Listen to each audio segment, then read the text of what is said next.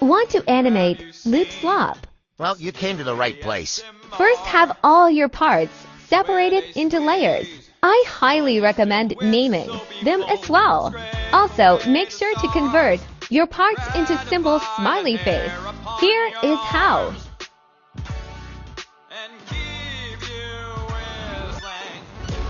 Now place the pivot points on the joints WTB. Now I'm just extending this drawing as much as I need. Now parent or layers. Layer parenting allows you to have a layer that controls other layerette. Now before we get to tweening, let's learn how to animate blinks and lip sync.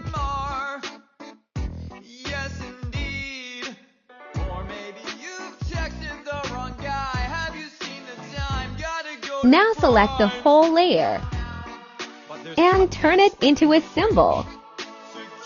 But you might notice this. It happens because the joints are looped for the entirety of the symbol's duration. So head to the Layer tab, then select the symbol and click Edit Clip. Now just put separate markers for the drawings and go back to the main scene. Extend as you need. Go to the Properties tab, scroll down, and under Time, find Select from Markers. Now just select the drawing or marker technically you want, add a frame. And boom, super easy blink. The process I do for lip syncing is similar. Draw a few mouths that can be used for vowel, consonant, sounds, ch, etc., etc. There's a ton. And convert it into a symbol. Edit clip to add markers. The quick brown fox jumped over the lazy dog. I'll be lip syncing this sentence. Then just time the mouths with the audio. The quick brown fox jumped over the lazy dog. Okay, now that you understand, let's go back to tweening. Place some keyframes if you have a song playing. Sync them to it. However, I didn't have any song, so I just did whatever. Then change up the properties. Since I'm doing a loop animation, the first and last keyframe will be identical. Add graphs depending on how you want the movement to be like. I highly suggest learning about them yourself, since it would take way too much time to explain here. But if you're interested, comment down below, and I might make a video explaining some graphs. Now just repeat for everything that will move. I recommend changing multiple properties rather than just one. Also, you should add some delay on parts such as fur, hair.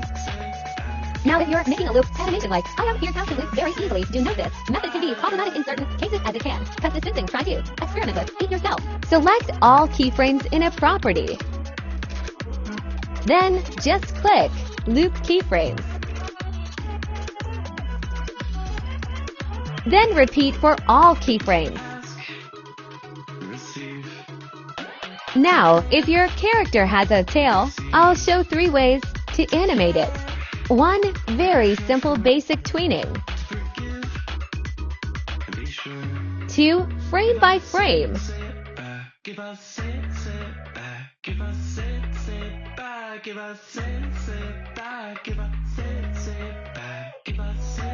3. Tweening with bones.